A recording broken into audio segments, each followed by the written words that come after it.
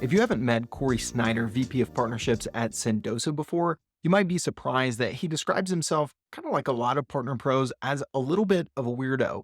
And actually, in this conversation, we talk about how marketing teams and marketing leaders can leverage that little bit of weirdness in their partner counterparts to actually hit their number and achieve things that they couldn't do alone. This is a really great conversation from a partnership leader who has scaled partner programs in multiple companies. But true to the nature of this show, we're not talking about partnerships as a department, but as a strategy that will make your marketing better as you're marketing together, even if it's with a partnership leader who's a bit of a weirdo. Now, we don't just goof around in this episode. I love the tips that Cory shares for partner and marketing leaders to stop fighting over attribution. He gets very tactical in the way that as a partnership team at Sendoso, they have delineated between influence and generated revenue and opportunities coming from partnerships' impact. With that, let's get into the conversation between a few partner weirdos talking marketing together.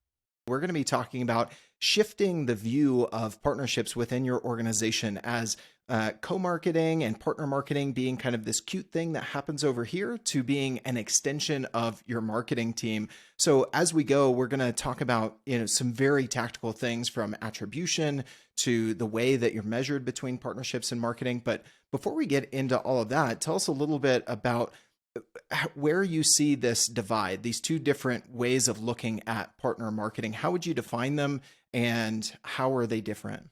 Yeah, it's an interesting topic because over the course of the last decade or so, it has evolved. I think we're still stuck in a little bit of the Stone Age when it comes to the relationship between marketing and partnerships. And it's partially to do 10 years ago when I first started in partnerships and we started generating leads, we started driving leads, we started driving influence and did some more or tried to do more things with marketing. It was very much like, no, we generated this lead 2 years ago. And while partner got it moving, it's still my lead. And so it was very this attribution play. It was very closed-minded play, in my opinion. And so as marketing teams came to realize, interesting, I'm going through and taking all this money and putting all this effort into generating all these leads that aren't moving. Maybe we can do something with partners, whether it's a case study or a co-sponsored event or a webinar or something. We can drive that with a partner and, oh, no way, we're seeing these leads that were sitting there dormant now move. And so they come to this realization that it's a different type of attribution. Lead creation is an attribution, and then influence or movement is attribution, right? From lead to op and op to customer. And so I'm starting to see this like movement where we're doing what we call recent lead source, which is based on a campaign, or you can see basically it's dual credit, if you will. And I started seeing this also on the sales side of the house too. And I know we're going to focus on marketing, but it's the same concept, is this dual attribution on the commission side, which is instead of saying partner closed it so you only get 25%, it's just like, look, we're going to pay both of you guys because we know the importance of partnerships. It's the same thing on marketing, is we go at it together, we go after it together. I'm an extension of that team. I literally build my partner programs around an extension of the teams within my organization. So it would be very short-minded for the companies I work for to think, oh no, Cory needs to go just generate new because we got this all handled. Like, you spend a ton of money already, you might as well pull partners in to see if we can get some movement. And I literally just pulled numbers on that. And so not to give you exact numbers, but to give you an example of, let's say the whole number, 75% of the revenue that we generated last year through campaigns, so this is through events with partners, 75% of that revenue was not created by us, by partners, but was moved by partners. So actually saw movement because of, we did 31 events with partners last year. And in those 31 events, of the revenue we generated, 75% of that came from us moving the pipeline. Man, it's so powerful. And I want to get operationally how you guys measure that. What things did you change? You already kind of gave us a precursor into introducing that new property, right, of a recent lead source. But before you can get to that, before you can jump into changing the way that partner marketing is viewed and your relationship with marketing, you have to work on that relationship with marketing, right? And now you have been at a number of companies in the B2B tech space and scaled partner programs multiple times over. And so I'm sure there's been some nuance to how you build that relationship with marketing leadership, but I imagine there's also some repeated things. So what do you think are the elements of that relationship, both from you as the partner leader and what you've appreciated and what has worked well from the marketing leader to create the relationship that will be the foundation for a new way to do marketing together? I think the way that we articulate internally what our partners do and what the programs are or what our intentions are matters a massive amount. When I come into an organization, I meet with the AEs. I don't worry about the executives. I don't worry about like the top down. I go bottom up approach. I build a really good relationship with my account executives. I build a really good relationship with my CX team and CSMs and AMs. And the whole purpose behind that is because if I can make them successful, they'll talk. Then this massive army is talking about what impact that partners are making. Same thing applies to the marketing org. Like, give an example, I work directly with my field marketing team. These are the field marketing team that's going out and they're doing events. They're trying to do as many events as possible. And especially in this day and age where you have to do more with less because of where the economy is, partners are even more strategic and even more powerful because you can go to an event instead of spending 50 grand, you can spend 30 grand and do 50 grand worth because you've brought partners into the equation. And that is where it starts to change. But I started that with my field marketer and I said, hey, let's pull a partner in and let's do a happy hour. Hey, we're going to do this happy hour by ourselves. We might as well pull a partner in and see if we can cover 75% of our costs. And not only that, by the way, that partner is going to drive to that happy hour, which means extends the amount of leads we're going to get also. Right? And so you make these little impacts, right? For me, if you look at my LinkedIn, if you ever have talked to me, my goal is impact. That is my number one thing. When somebody says, what's your goal? I want to make an impact. Hopefully it's positive. I'm a human, so that's always, it's not 100%, but my goal is to always make a positive impact. And so I start with the marketing team. I just went bottom up. I built a relationship, said, hey, how can I help you? Demand gen, how can I help you? By the way, demand gen, I built this referral partner program, and guess what it does? It generates leads. The entire job of that referral partner program is to drive traffic to our website, hit our call to actions, and get leads to the floor. How can I do this together with you, right? Hey, a marketing team, you're wanting blog content. If you thought about letting third party do it, we can just generate a shit ton of stuff and we can get it out in the market. And you guys don't have to do anything but maybe look over the content. And it's these ideas and these ways that you can work with these partner marketing to hit their numbers, to hit what they're trying to accomplish. Less worried about me, even though I'm tracking it on the back end. I'm tracking it whether it's my PRM with tracking links or whether it's because they said, hey, Cory was involved in this process, right? I'm still making that impact and making that flow, but that's the way I've always done it. I've always gone bottom up. I get the armies to talk about the things that we're doing. Within 2 months of our head of sales starting, he said, Cory, what are you doing? I'm like, what do you mean? He's like, the sales team is talking about stuff you're doing with them. And I'm like, oh, we're pulling up Crossbeam, I'm looking at their opportunities and I'm figuring out ways that we can close deals or move them forward. And he's like, really? I'm like, yeah. And that's what you want. The executive team, we talk about executive alignment a ton. We never tell you how to get there. I'm less worried about my executive alignment because if I can get alignment from the bottom up and I have people talking about it on all hands and different things, then the executive alignment is already there. It's not even necessarily needed because they're going to be like, cool, Cory's doing what he needs to do. Let him do his thing. So I know it's a long drawn out explanation, but for me, it's like, I just build the relationships. You're in partnerships. Your job is relationships. So go do what you do best, which is build relationships. Go bottom up rather than top down. It's been effective for you in building relationships as a partner leader with both sales and marketing. And also you're kind of painting the vision of what can happen together, but through the lens of their number. Through the lens Yes. of where are they feeling pressure, Yes. right? Yes. How can I help you? We have 200 partners. How can they help you? How can they help the company, right? And it just applies to literally every organization. We talk about that we're not a department. It hits every single org in the company, which I've been talking about for many, many years, right? When I build my team, I don't build my team on my team. I infiltrate in a good way every organization there is. So that way everybody's responsible for partnerships. So, but partner marketing is a different subject and it's hard to get a partner marketer or get sign off on that, but yeah. Yeah. So, I mean, basically you were doing partner-led everything, PLX, before PLX was a thing, is what I hear you saying. So what do you, for the marketers that are listening to this, Cory, what do you think you would say to them if they've got a partner leader, they don't necessarily yet see that relationship in the same way. They're hearing you talk about your relationship with your field marketing folks, and even up to your CMO. Even though you're going bottom up, that relationship with the marketing leader is important. What would you say to the marketers in both, what they should be looking at in their relationship with their partnerships leader, and how they can invest in it as well to get more out of the relationship for themselves? Yeah, the way that it's a good question. The way I look at it is this: is like the marketing team cares about many things, and obviously lead flow and opportunities and conversion is one of them. Brand is another. And how do you extend your brand without just doing it in your bubble? When I was in sales, I was like, hey, look, I can have 30% conversion with everybody else. I can get the same amount of leads as everybody else. I'll still beat them, but I want to dominate. I want to like set a gap. And so what I did is I looked outside of that bubble, outside of that circle of where I just operate in, if you will, and say, where are my other opportunities? And that to me is where I think the marketing team can have a massive, massive impact in the success of their account executives, STRs, and everyone else, is if they're like, look, we're doing this. This is going to get us here, but we could probably go find another $500,000 or another 100 leads or whatever it may be by adding this additional thing in there. It's not about it's not about who gets credit or whatever it may be, although many people are paid based on that. Shoot, I'm paid based on my performance, right?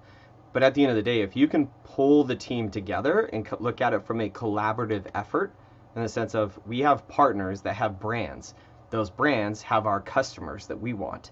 How do we help those partners get our customers and vice versa, right?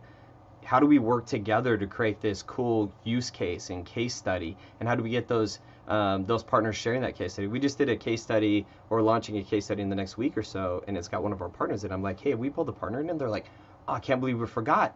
Why would we do this? The partner's part of the case study because it was the integrations. And I'm like, yeah, they will share it for us and help us. They're like, I can't believe I forgot that. And so it's those sort of things. It's like, start with baby steps. Start with, like, if you do a case study and a partner integration was part of it, just pull them into that conversation so they can share it. They can social share. And that's really what, to me, is like, focus on the brand piece if you're going to do anything, and get them involved. But it's all about maximizing your reach. So how do you maximize your reach without spending a crap ton of money? It's by pulling in your partners. And it helps the partners too. Mm-hmm. Well, I think that's part of the message today for the marketers listening to this, is those that are being asked to do more with less. Partners can help fill that gap, right? Both financially and just from a reach perspective, from a tactical perspective. It's kind of confirming to me, as I told you when we met back in September or August, whatever it was last year at Inbound, I'm like, hey, I'm 2 weeks into heading up a partnerships program. I've never been in partnerships before, right? And I'm still 6 months in and trying to figure stuff out. But one of the things that I did was I actually went to our brand team at Teamwork and said, hey, we're trying to reach agencies. I have connections. I've heard we've been talking about starting a podcast or a webinar series. Hey, I can help. I could host. I could tag some people who I know are influential in the space. We don't even have partnerships with them yet, right? But I think what you said there, and kind of what I just intuitively jumped to, or maybe because I started listening to people like you who are further along, and it just influenced my thinking, was to take the partnership lens to those other departments, and then we were able to go further, faster together. And that's, the message that, Partner Hacker and the team put out last year with partner-led everything, right? It's not a department, it's a strategy. And that sounds good, but how does it actually work? These are the ways that it actually worked, right? Like making sure that the marketing team is like, oh yeah, we should pull in that partner for this case study. We should look at the relationships that the partner team has when we're creating this new content series or whatever the case might be, right? One thing that helps out a ton is I asked to join. I don't report into marketing. Shoot, I didn't actually even report into sales. I was like I've reported to several different people here at Sendoso, but now I report into sales. But I initially said, can I join your leadership meetings? And they're like, sure. So now I join every leadership meeting, so I get to hear what they're struggling with, what they're trying to accomplish, how we can accomplish it together. And then I offer, like, hey, so we have this partner that's willing to do this. Does that help? And they're like, hell yeah, that helps. How do we get that conversation going? And it just rolls down this thing where I'm trying to solve a pain point, because that's ultimately our partners help massively in many different ways, right? It's reciprocal. We try to hook them up as much as they hook us up. but I attend the marketing meetings. I'm part of that leadership team, if you will, even though I don't report to that org. And today we had that meeting, and a perfect example, kind of like the epitome of you're starting to win. We had our enterprise leader join a call, talk to the marketing team about what she's hearing and how the marketing team can help them. And wait, who is this? The enterprise leader? What was their role? She runs our enterprise sales team. Okay, okay. And she joined the marketing call. Marketing team. Yep, to just talk about what she's seeing, what she's hearing, where they could use some help to close more deals or to get access or open up more conversations.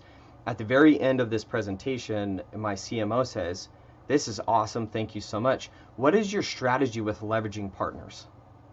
I'm on this call. I don't have to say it. She says it. And I slack her and I just like, "I love you. Thank you for being such a cheerleader for partners." And she's like, "I appreciate what you're doing, but partners have such a massive stake in the success of our customers." And we don't, and to add to that, I listen to Gong calls. I have Gong set up to where this is another topic I plan to talk about at Catalyst, but I set up Gong to track influence, and I listen to when our partners are mentioned, right? And this is also a key point for marketing and why we need partners involved, because I listen to hear when partners are mentioned as part of, I use this solution and I know you're integrated. That is pure influence, and that's why we want to do it together from a marketing perspective, is because the more we can do the better together story, then the more that these companies will see, oh, I'm not going to look at the competitor because I know that they use a solution I already use. And so it's that whole concept is like, she actually was like, "How are you leveraging partners?" That's how I know I'm like, okay, I'm on the right track. I haven't won yet because I don't think they're battles, right? But I'm getting there. And that's where I think you start to realize when other people outside of your org start saying, "What's your partner strategy? How are you leveraging partners?" And you're not having to, you're on the right track. Yeah, that's when you know you're getting to the partner-led everything, the partner strategy behind every department. It's when they say it, right? It's kind of like the saying in marketing, you don't control your brand, right? Your brand is what people say about you when you're not in the room. Your brand as a partner leader is what the other departments are saying about you when you're not in the room. Ding, ding, ding. Also, what your partners are saying about you, right? When they stop talking, you know you're in trouble. But it's really those things, those two things, like how are people, can marketing explain your partner program? Does marketing know your IPP? Does sales, does all of these different organizations know who you are, what you do, and the impact you're making? And do they know how to get you involved? And then do your partners know the exact same questions? I would love to get tactical, as we alluded to earlier. I think two sections for the next part of this conversation. One, how do you tactically avoid fighting over the number, the attribution, right?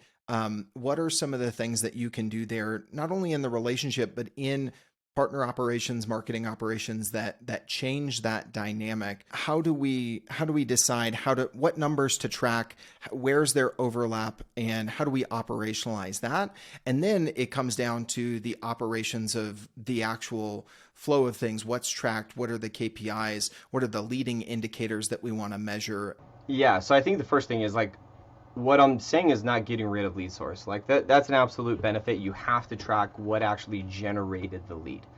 What I'm saying is there's a level of lead creation, then there's a level of lead movement. And that's the reason why we track recent lead source or campaign. Like, what was the thing that moved the needle? That's why it's so important. And that to me is irrelevant of partners.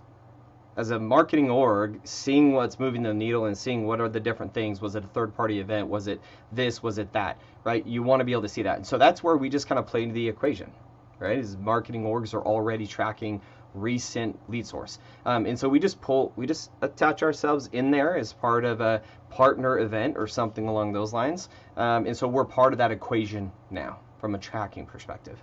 So we're not taking away the lead source, but we are impacting like what was the recent lead source and how did that impact lead flow, right? So I think that's one thing. I think the other thing is how you actually articulate it's important too. Like we talk about influence a ton. Influence in a conversation, influence in the lead, things like that. We don't do a ton of co-selling, we do a ton of co-intel, which is what I would call it with our sales team. And what I call that is just really just influence. It's influencing the conversation.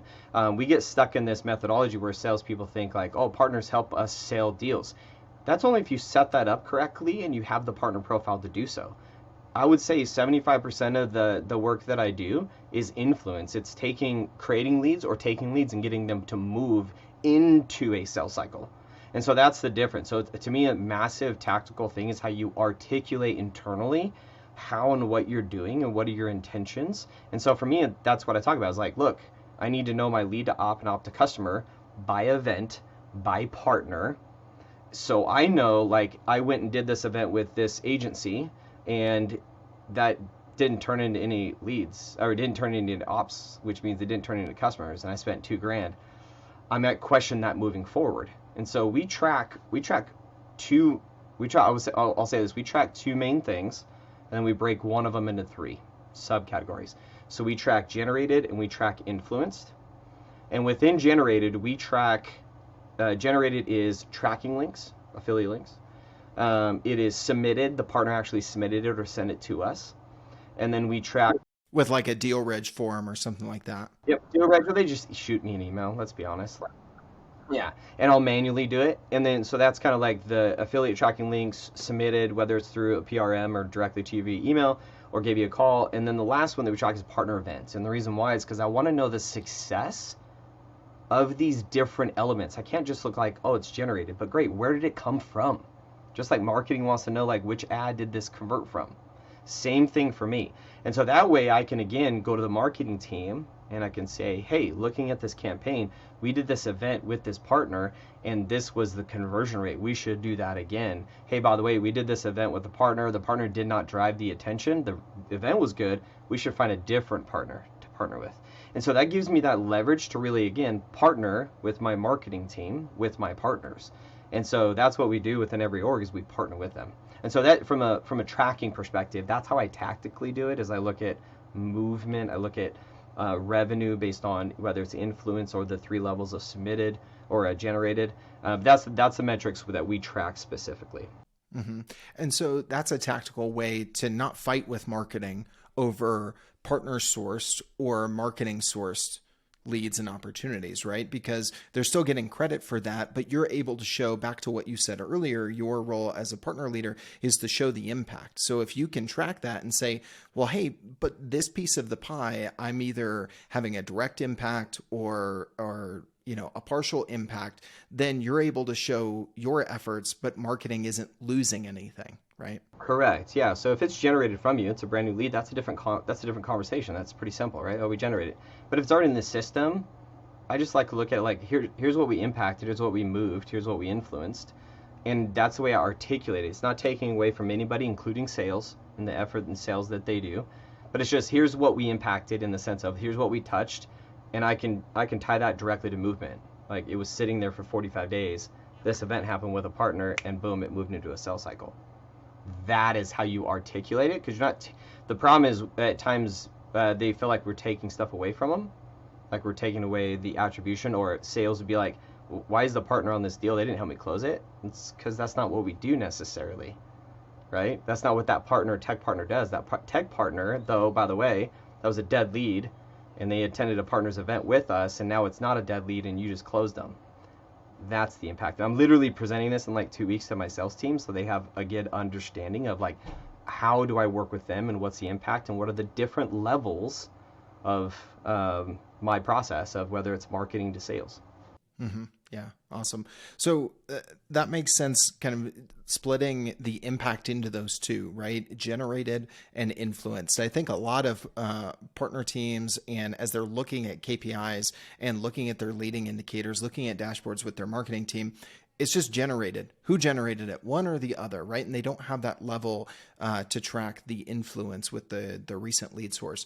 What are some of the other things tactically you've done with the marketing team to optimize what you guys are looking at? Whether that's dashboards in HubSpot or KPIs that you're reviewing on regular meetings between yourself and marketing leadership. Like, what are some of the things that other marketing leaders and partner leaders should be looking at? Oh crap, we're not tracking that. We we need to look at that together, or we need to change from this metric to this one that's actually going to help us determine where are we winning together so that we continue to get momentum.